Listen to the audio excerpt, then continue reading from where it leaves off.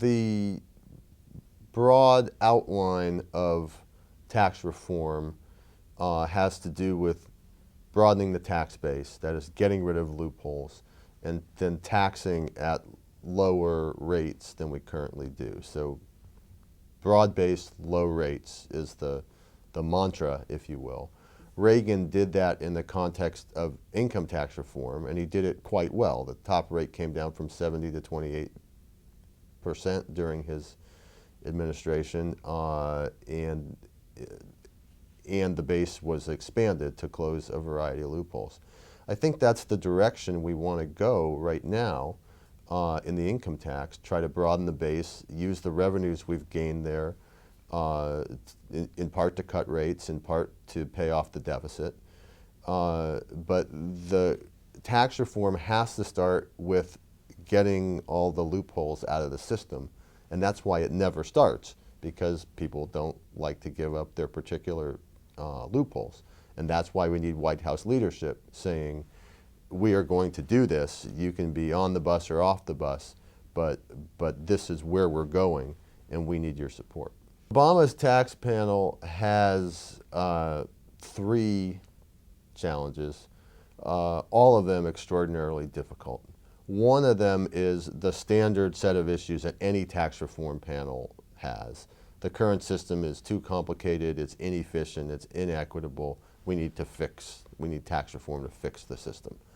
The second challenge they have is that they're working in an era of extremely high budget deficits, and not only now, but forecasted to be in the next several years. So they need to be very cognizant of the balance between tax revenues and government spending as they make their proposals. The third constraint that they face is one that Obama imposed on them, and that is that no one with income under $250,000 should face a tax increase. It's hard to overestimate how much that constrains the creation of effective tax policy.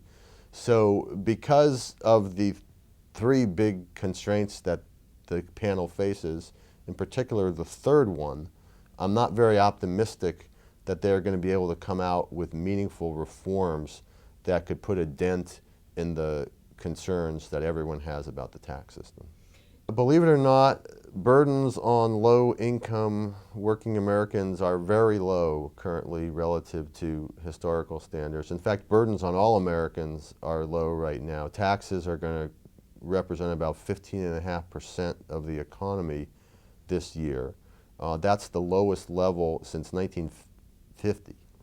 And so it's hard to argue under current circumstances that the nation as a whole is overtaxed. In fact, we're running a deficit that's the biggest since the Second World War, which suggests there's an enormous misalignment between what the government's spending and what the citizens are paying in taxes. So I think we're going to have to see, if anything, tax increases in the future, not more tax cuts.